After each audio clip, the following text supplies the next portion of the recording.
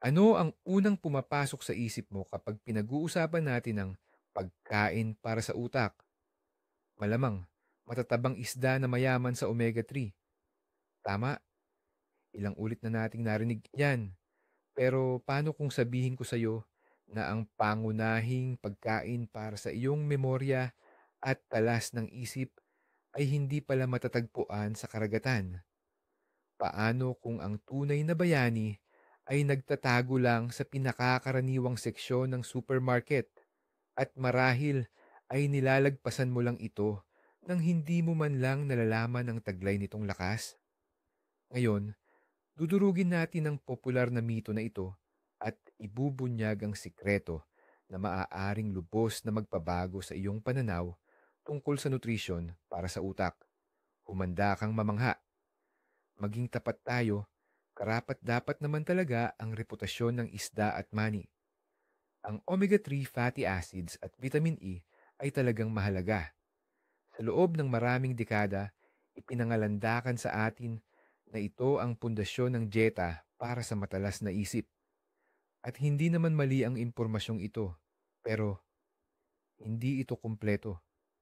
Malayo na ang narating ng agham at ang mga huling pag-aaral ay tumukoy sa isa pang manlalaro na mas makapangyarihan pa sa larong ito. Ang sikreto pala ay nakatago hindi sa utak mismo, kundi sa isang lugar na hindi mo man lang inasahan, sa iyong bituka. Oo, tama ang dinig mo.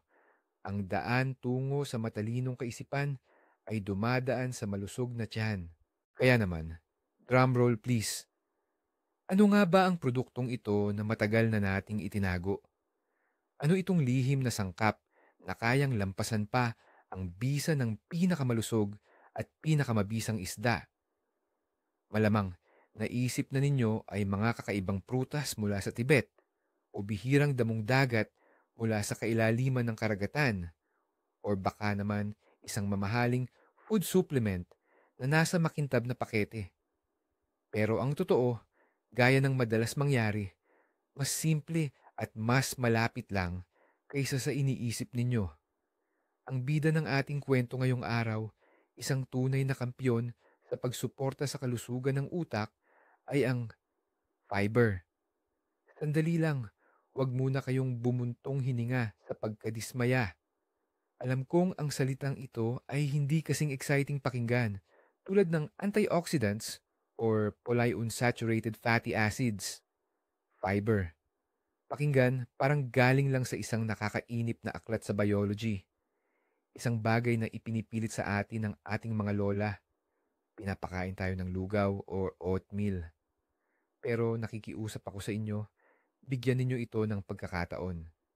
Isipin ninyo na ang inyong katawan ay isang komplikadong mekanismo at ang inyong utak naman ay isang supercomputer na siyang nagpapatakbo sa lahat. Kung gayon, ang lahat ng mga uso ngayong superfoods ay parang magagandang sticker sa casing ng computer na iyon. Maaaring makatulong ang mga ito pero hindi nito direktang naaapektuhan ang pangunahing operasyon ng utak. Pero ang fiber, ito ang system administrator, hindi napapansin pero lubos na napakahalagang empleyado na tinitiyak na ang buong sistema ay gumagana ng walang aberya, na walang mga virus ng pamamaga, at upang ang supercomputer ay laging may matatag na supply ng enerhiya. Ang mapagkumbabang manggagawang ito ang lumilikha ng pundasyon na kung wala ito ay hindi lang gagana ang anumang pagpapabuti. Sige, para lubos nating maintindihan ang tunay nitong superpower, silipin natin ang loob nito. Sa teknikal na aspeto, ano ba ang fiber? Hindi ito isang komplikadong kemikal na elemento. Sa simpleng salita, ito ang balangkas o kalansay ng mga halaman. Ito ang nagbibigay katatagan sa balat ng mansanas, nagpapalutong sa tangkay ng kinsay, at nagpapatigas sa balat ng butong gulay. At ito ang susi nitong katangian, ang pinakamalaking pagkakaiba nito sa lahat ng iba pang kinakain natin. Hindi ito kayang tunawin ng ating katawan. Isipin ninyo, ang protina, taba, at simpleng carbohydrates. Lahat ng ito ay hinahati-hati ng ating tiyan at bituka sa tulong ng mga enzyme upang maging maliliit na blok na sinisipsip para makakuha ng enerhiya. Pero ang fiber, nagdadaan lang ito sa prosesong ito para itong isang matatag na manlalakbay na tumatahak sa lahat ng bahagi ng ating digestive system, halos walang pagbabago. Marami ang nag-iisip na ang tanging gawain nito ay magbigay lang ng volume at tumulong sa pagpapanatili ng regularidad ng pagdumi. At oo, ginagawa nga nito iyon. Pero ito ay isa lamang sa mga pangalawang trabaho nito. Ang pinakahalata, ang tunay na mahika na direktang nakakaapekto sa inyong memorya at kalinawan ng pag-iisip ay nagsisimula ng mas huli sa mismong dulo ng mahabang paglalakbay na ito. At doon na inilalantad ang kanyang pangunahing sikreto. Dito na talaga nagsisimula ang pinakakapanapanabik na bahagi para maintindihan kung paano nakakaapekto ang isang piraso ng broccoli na hirap mong matunaw sa iyong mga henyal na ideya. Kailangan nating pag-usapan ang isang konsepto na magpapabago sa ating pagtingin sa kalusugan. Ito ang tinatawag na aksis ng bituka at utak. Isipin mo ang isang dalawang direksyong expressway na direktang nag-uugnay sa iyong digestive system at sa iyong utak. Hindi lang ito isang metapora. Ito ay isang totoo, pisikal at kemikal na koneksyon kung saan milyon-milyong signal ang patuloy na bumibiyahe 24/7. Mga nerve impulse, hormone at immune system molecules, lahat ito ay nagmamadaling pabalik-balik, lumilikha ng isang tuloy-tuloy na dialogo. Sa mahabang panahon, inakala ng mga siyentipiko na ito ay isang one-way street lang, na ang utak bilang boss ay nagbibigay lang ng utos sa digestive system. Halimbawa, ang stress ay nagdudulot ng pananakit ng tiyan, pero ang mga huling pagtuklas ay nagpakita na mas komplikado ang lahat. Lumabas na siyam na beses na mas maraming impormasyon ang ipinapadala ng bituka sa utak kaysa sa natatanggap nito. Ang iyong bituka ay hindi lang isang empleyado. Ito ay isang aktibong kausap na patuloy na nagbibigay ng ulat sa utak tungkol sa sitwasyon. At kung ano mismo ang sinasabi nito ay direktang nakakaapekto sa iyong mood, sa iyong pagkabalisa, at syempre, sa iyong kakayahang mag-isip ng malinaw at makaalala. Sino-sino nga ba ang mga misteryosong tagapamahala na ito na siyang nagkokontrol sa daloy ng mga pangyayari sa highway na ito at nagdedesisyon kung anong signal ang ipapadala sa central na opisina? Kilalanin ninyo ang inyong microbiome. Hindi lang ito basta koleksyon ng kung ano-anong bakterya. Ito ay isang buong buhay na sibilisasyon sa loob mismo ninyo. Trilyon-trilyon, isipin ninyo, trilyon-trilyon ng maliliit na nilalang tulad ng bakterya, fungi at virus ang naninirahan sa inyong bituka. Napakarami nila na kung pagbabasehan ng bilang ng mga selula, mas marami pa sila kaysa sa lahat ng selula ng inyong sariling katawan. Kaya ang malaking tanong pa rin, sino nga ba ang naninirahan sa kanino? At sa higanting megalopolis na ito, tulad din ng iba pa, may iba't ibang naninirahan. Mayroong mabubuting nilalang. Ito ang mga kapaki-pakinabang na bakterya na gumagawa para sa kapakanan ng buong katawan, nagpapanatili ng kaayusan, at gumagawa ng mga mahahalagang sustansya. At mayroon ding masasamang nilalang, ang tinatawag na conditionally pathogenic flora, na naghihintay lang ng tamang pagkakataon upang pahinain ang depensa at magdulot ng kaguluhan. Kaya naman, ang balanse ng kapangyarihan sa pagitan ng dalawang grupong ito ang siyang magdedetermina kung anong uri ng mensahe ang matatanggap ng inyong utak. Maging ito ba ay isang payapang ulat na nagsasabing kontrolado ang lahat o magiging isang sinyalis ng alarma na nagbabalita ng kaguluhan at pamamaga. Kaya, ang mahalagang tanong, paano natin maimpluwensyahan ang balanse ng kapangyarihang ito? Paano natin susuportahan ang mga mabubuti at pipigilan ang mga masasama na mamayagpag? Ang sagot, napakasimple lang pala. Kailangan natin silang pakainin ng tama. Ang malawak na sibilisasyong ito sa loob natin ay lubos na nakasalalay sa kung ano ang ating ipinapabaon sa kanila. At dito na nga papasok ang fiber, bit-bit ang napakahalagang tungkulin nito. Naaalala nyo, sinabi nating hindi ito kayang tunawin ng ating katawan. Para sa ating microbiome, hindi ito kakulangan, kundi isang matinding kalakasan. Dahil hindi nasisipsip ang fiber sa itaas na bahagi ng ating bituka, nakakarating ito ng buo at ligtas hanggang sa dulo.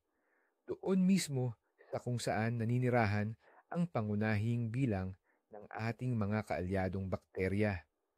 At para sa kanila, isa itong tunay na piyesta. Ang fiber, ang kanilang paboritong pagkain, ang kanilang superfood, ang kanilang pinakapiling delikadesa. Ito ang mismong pagkain kung saan lumalago, lumarami, at lumalakas ang mga kapaki-pakinabang na uri ng bakterya. Sa madaling salita, direktang naghahatid ka ng pinakamahusay na pagkain sa mismong kampo ng iyong mga kaalyado.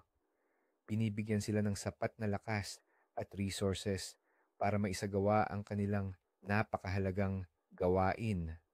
Ano naman ang gustong-gusto ng mga bad guys? Naku, mas simple lang pala ang kanilang panlasa.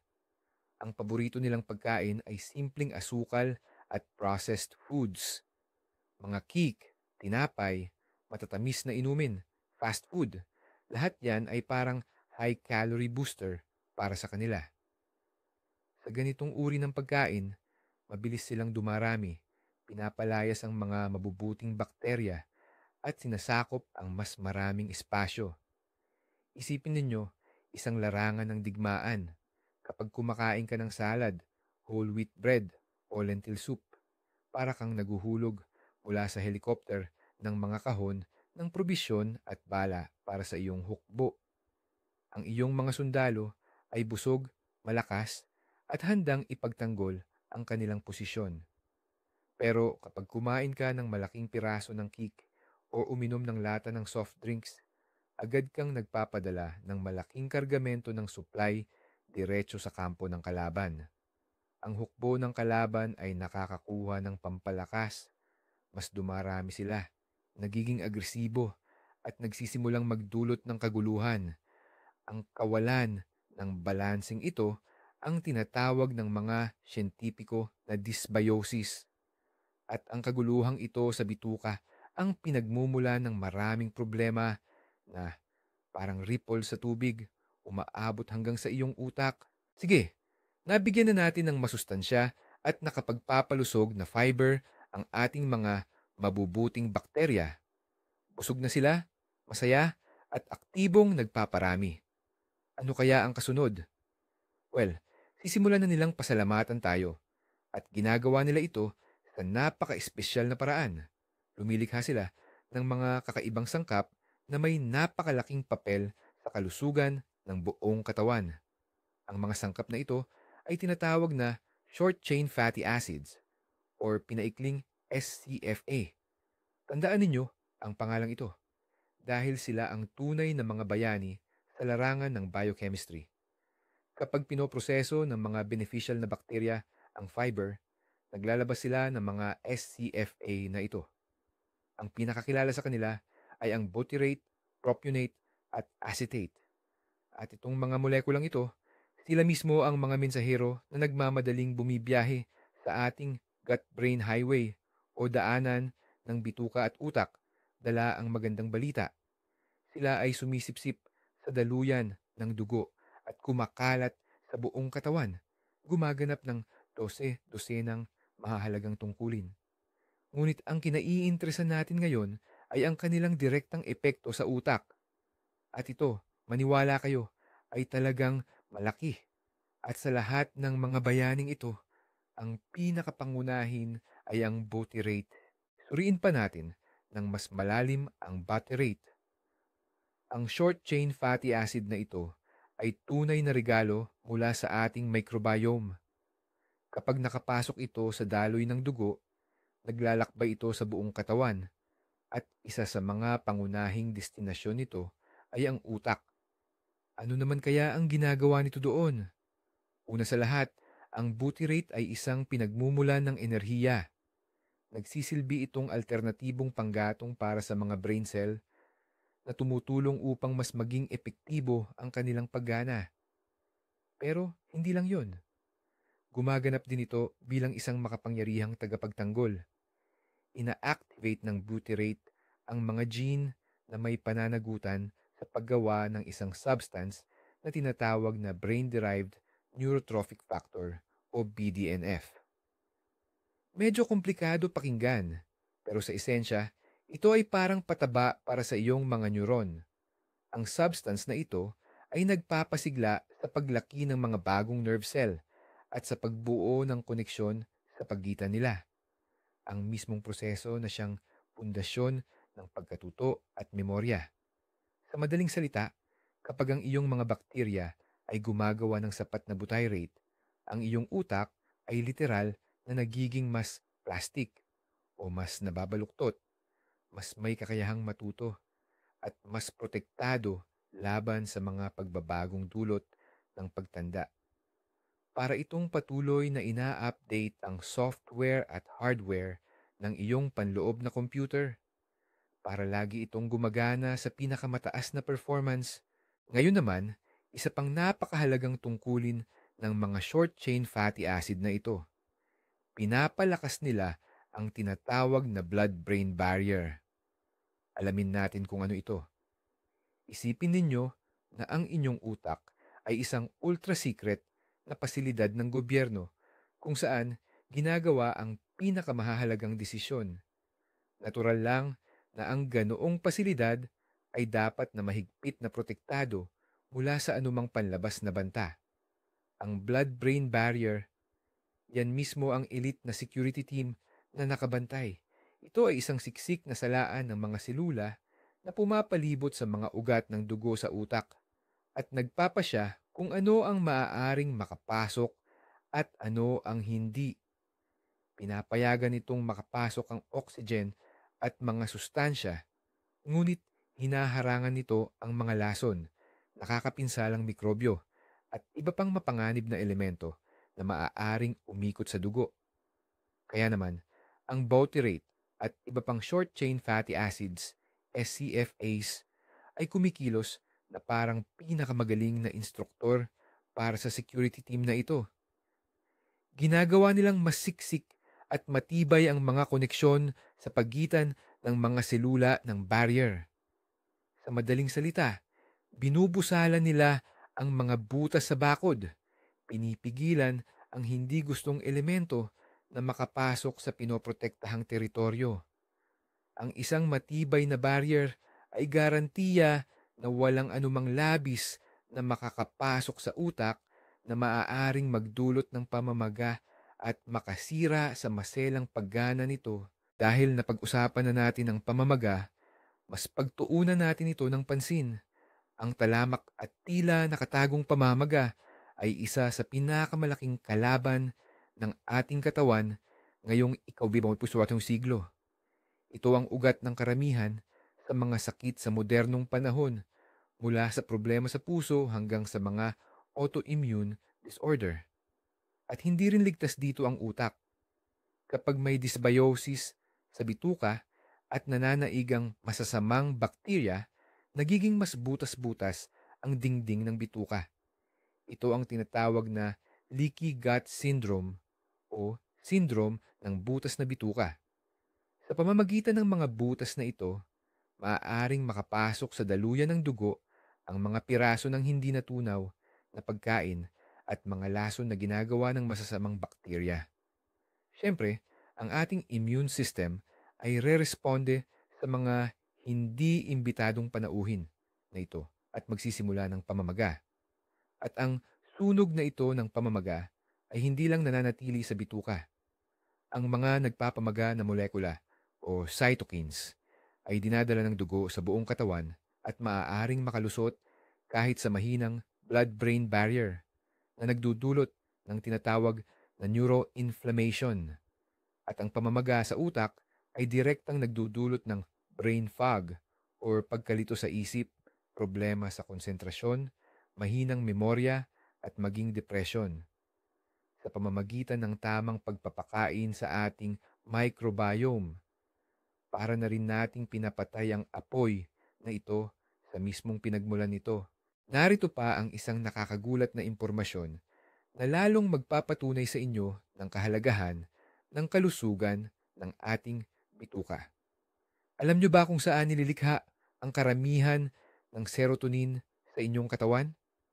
Ang serotonin ay isang neurotransmitter na madalas tawaging happy hormone. Ito ang responsable sa ating magandang kalooban, pakiramdam ng kapanatagan at pangkalahatang kaginhawaan. Pero salungat sa popular na paniniwala na ang lahat ng hormones ay nililikha sa utak o sa mga glandula, humigit kumulang 90% ng kabuuang serotonin ay nililikha. Oo, tama ang hula ninyo. Sa bituka, may mga espesyal na selula sa dingding ng bituka na lumilikha ng napakahalagang sangkap na ito. At ang mas nakakagulat pa, direktang naiimpluwensyahan ng kalagayan ng ating microbiome ang paggana ng mga selulang ito. Nagpapasigla ang mga mabubuting bakterya sa mga selulang ito na tumutulong sa kanilang makalikha ng sapat na dami ng serotonin. Kapag maayos ang kalagayan ng ating bituka, stable ang antas ng happy hormone at maganda ang ating pakiramdam. Pero kapag may gulo sa ating bituka, naaapektuhan ang produksyon ng serotonin. Kaya naman, ang inyong magandang pakiramdam, ang inyong kakayahang magsaya sa buhay, at harapin ang stress ay literal na nagsisimula sa loob ng inyong bituka. At ito pa ang isang dahilan kung bakit napakahalaga ng diet na mayaman sa fiber. Hindi lang para sa ating memorya, kundi pati na rin sa ating pangkalahatang emosyonal na kalagayan. Ngayon, buuin na natin ang buong larawan. Isipin ang perpektong senaryo. Regular kayong kumakain ng mga pagkaing mayaman sa fiber. Ang inyong mga good bacteria sa bituka ay lumalago. Gumagawa sila ng maraming short-chain fatty acids, kasama na ang miracle molecule na butyrate. Ano ang magiging resulta nito? Una, ang pamamaga sa buong katawan ay bababa sa pinakamababang antas. Pangalawa, ang blood-brain barrier ay magiging matibay tulad ng pader ng isang kuta at hindi nito hahayaang makapasok sa utak ang anumang nakakapinsala. Pangatlo, ang produksyon ng serotonin ay nasa optimal na antas at panatag na ang inyong kalooban. At ano naman ang magiging bunga ng lahat ng ito? Narito na ang bunga na hinahangad nating lahat. Bumabuti ang konsentrasyon. Ang mga iniisip ay nagiging mas malinaw at matalas. Nawawala ang brain fog, yung pakiramdam na mahirap mag-concentrate at humanap ng tamang salita. Gumagana ng mas mahusay ang memorya dahil ang utak ay nasa isang favorable at hindi na mamagang kapaligiran kung saan ang mga koneksyon ng neuron ay maaaring mabuo at lumakas ng walang hadlang. Nagiging mas produktibo, kalmado, at masigla kayo. At ang lahat ng ito, salamat lamang sa tamang pagpapakain ninyo sa inyong maliliit na kaalyado. Para hindi na tayo lumayo sa mga abstraktong usapan, tingnan natin ang isang simple at konkretong halimbawa. Kunin natin ang isang mansanas. Isang ordinaryo, makatas na mansanas. Kapag kinain mo ito ng buo, kasama ang balat, ano ang nakukuha ng iyong katawan? Nakakakuha ka ng bitamina, kaunting simpleng asukal para sa mabilis na enerhiya, at syempre, nakakakuha ka ng fiber, ang pectin na nasa laman, at ang hindi natutunaw na fiber mula sa balat. Ang fiber na ito ay makakarating sa iyong microbiome at magiging isang mainam na pagkain para dito. Ngayon, isipin naman natin na kinuha mo ang parehong mansanas, piniga mo para maging katas at ininom. Ano ang nakuha mo sa pagkakataong ito? Halos parehong mga bitamina. Ngunit halos lahat ng fiber ay itinapon mo kasama ng sapal. Sa iyong katawan, ang pumasok ay, sa esensya, matamis na tubig na may mga bitamina. Ang mabilis na asukal ay nagdulot ng biglaang pagtaas ng insulin at ang iyong microbiome ay walang nakuha ni katiting. Ito ang pagkakaiba. Ang buong produkto ay nagpapakain sa iyo at sa iyong mga bakterya. Ang naprosesong produkto na alis sa fiber ay ikaw lang ang pinapakain at hindi pa sa pinakamabuting paraan iniiwan ng iyong pangunahing mga kaalyado na gutom. Sige, napag-usapan na natin ang tungkol sa mansanas. Pero saan pa kaya natin mahahanap ang kayamanang ito? Sa totoo lang, hindi lang gulay at prutas ang mga kampiyon sa taglay na fiber. Hayaan ninyong ipakilala ko sa inyo ang mga tunay na higante sa kategoryang ito na bukod sa masustansya ay abot kaya pa. Ito ang mga legumbres. Ang mga legumbres tulad ng lentil, beans, garbanzos at gisantes ay punong-puno ng fiber. Isang serving lang ng lentil soup or hummus ay kayang tugunan ng malaking bahagi ng inyong pang-araw-araw na pangangailangan sa fiber. Hindi lang sila nagpapakain sa inyong microbiome, kundi nagbibigay din ng slow-release carbohydrates para sa pangmatagalang enerhiya at proteinang galing sa halaman. Ito ang perpektong pagkain. Mura, nakakabusog, at napakalaki ng benepisyo sa buong sistema ng inyong katawan, mula bituka hanggang utak. Ang pagsasama sa kanila sa inyong araw-araw na kainan ay napakasimple lang. Magdagdag ng isang dakot ng canned beans sa inyong salad. Magluto ng masarap at malapot na lentil soup para sa tanghalian.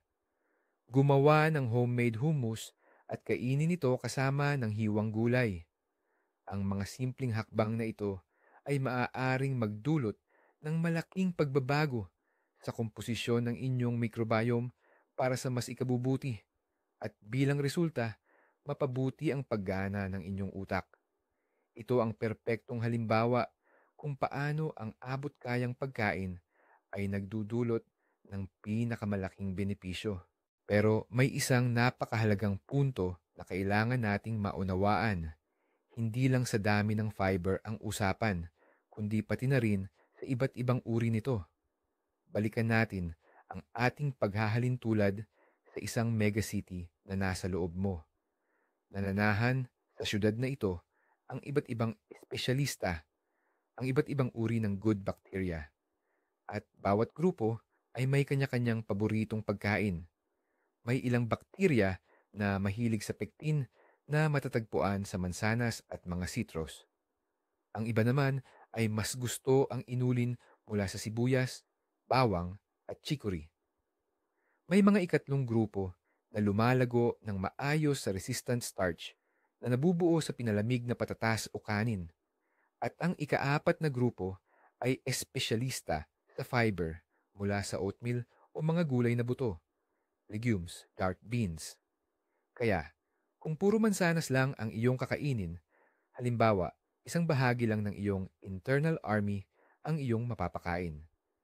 Upang mapanatili ang isang malusog at sari-saring ecosystem, kailangan mong bigyan sila ng iba't ibang uri ng pagkain. Mayroong isang simpleng panuntunan. Kumain ng bahaghari. Subukang siguraduhin na sa loob ng isang linggo, makikita sa iyong plato ang mga gulay, prutas, at dahon na may iba't ibang kulay. Pulang kamatis, orange na carrots, dilaw na bell pepper, berdeng broccoli, asul na talong. Ang bawat kulay, kadalasan, ay nagpapahiwatig ng pagkakaroon ng tiyak na plant compounds at uri ng fiber. Kung mas sari-sari ang iyong plant-based diet, mas masaya at mas magiging diverse ang iyong microbiome. Ano naman ang mangyayari kung palaging kulang ang fiber sa iyong kinakain? Ang magiging resulta ay kabaligtaran at hindi maganda. Isipin na parang tinigil mo ang pagpapadala ng supply ng pagkain sa iyong kaalyadong hukbo. Sa paglipas ng panahon, hihina ito at magugutom. Unti-unting mababawasan ang bilang ng mabubuting bakterya sa iyong katawan. Pero alam nating walang bakanting lugar na hindi napupunan. Kaya ang nabakanting spasyo ay agad sasalakayin at kukunin ng masasamang bakterya. Dumarami sila ng mabilis dahil napakasarap ng buhay nila sa dieta ng asukal at mga processed foods, mga pagkaing madalas nating ipinapalit sa masustansyang whole plant-based foods. Ang kawalan ng balanse na ito o tinatawag na dysbiosis ay nagdudulot ng sunod-sunod na masasamang epekto sa ating kalusugan. Una, humihinto ang sapat na produksyon ng mga short-chain fatty acids na mahalaga sa ating katawan. Dahil dito, nawawala ng ating utak ng karagdagang nutrisyon at proteksyon.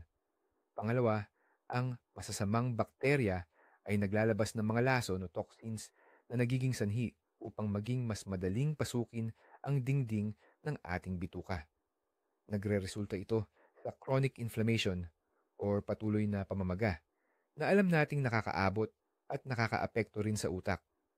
Bilang resulta, nararanasan natin ang tinatawag na brain fog, paghina ng memorya, pagbabago-bago ng mood, at ang palaging pagkapagod.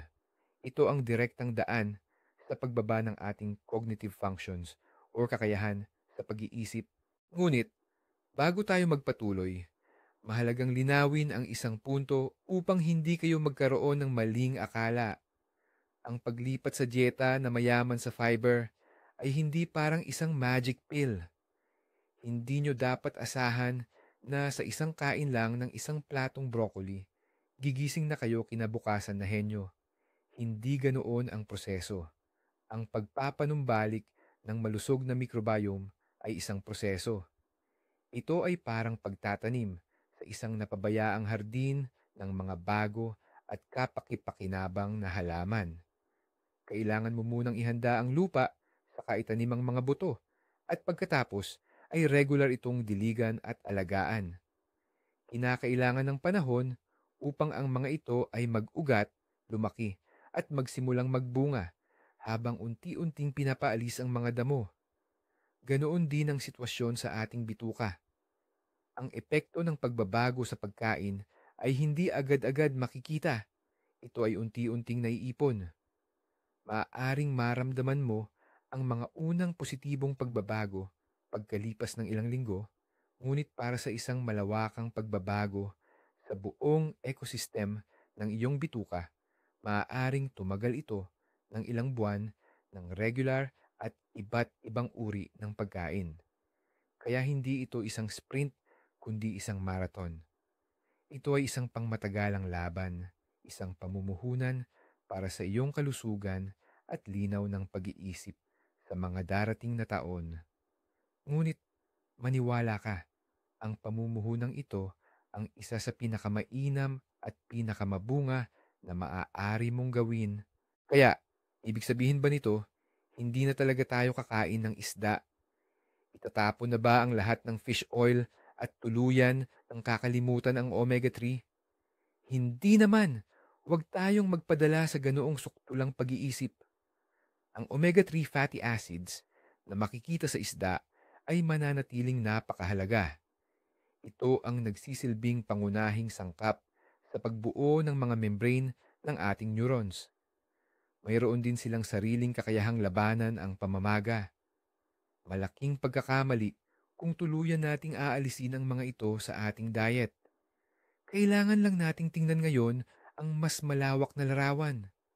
Isipin mong nagtatayo ka ng bahay para sa iyong utak. Ang fiber at ang malusog na microbiome ang matibay at maaasahang pundasyon. Kung wala ito, ang lahat ng iba pa ay magiging mahina at hindi epektibo. Ang omega-3, bitamina at antioxidants mula sa berries naman ang dekalidad na bricks, bintana at bubong. Lubos ding kinakailangan ang mga ito para makabuo ng isang magandang bahay. Ang punto ay hindi ka makakapagtayo ng matibay na pader sa isang bulok na pundasyon. Kaya uunahin nating ayusin ang pundasyon, ang ating bituka, sa tulong ng fiber. At saka natin idadagdag ang iba pang mahahalagang materyales sa pagtatayo. Hindi nagkakasalungat ang isa't isa, bagkus perpektong nagtutulungan ang mga ito. Ngayon, alam mo na ang kumpletong recipe at hindi lang ang isang bahagi nito. At narito na tayo sa pinakamahalagang bahagi. Ang pinakamalaking twist sa buong kwentong ito ay sa loob ng maraming dekada, sinubukan nating direktang pakainin ang ating utak, naghahanap ng mga mahiwagang pagkain na may mga bitamina para sa utak. Pero lumalabas, ang pinakaepektibong paraan para mapahusay ang memorya at pag-iisip ay pakainin hindi ang ating sarili, kundi ang trilyon-trilyong maliliit nating kaalyado na naninirahan sa ating bituka. Ang pangunahing pagkain para sa utak ay, sa totoo lang, pagkain para sa ating mga bakterya. Ang pagkaunawa na ang susi sa ating katalinuhan ay nasa kamay ng mga mikroskopikong organismo na maaari nating suportahan ng simpleng pagkain tulad ng oats, mansanas, at beans. Ito ang tunay na revolusyon sa pag-unawa sa kalusugan. Kaya, buod na natin. Gusto nyo bang pahusayin ang memorya, konsentrasyon, at kalooban? Huwag nang maghanap ng iisang superfood. Sa halip mag-focus sa pagdagdag araw-araw sa inyong diet ng iba't ibang pinagmumula ng fiber, gulay, prutas, whole grains at legumes. Pakainin ang inyong maliliit na katulong at sila na ang bahala sa inyong ulo. Ito ay mas madali, mas mura, at mas epektibo sa pangmatagalan. Salamat sa panunood ng video na ito hanggang dulo. Kung may natutunan kayong bago at iba na ang tingin nyo ngayon sa inyong salad, siguradong mag-like at mag-subscribe sa channel para hindi makaligtaan ang mga susunod na paglalahad tungkol sa mga alamat sa kalusugan. Ngayon, isang tanong para sa inyo. Ano ang paborito ninyong pagkain na mayaman sa fiber? Ibahagi sa comments at sama-sama nating tipunin ang pinakamasarap at pinakamabubuting ideya.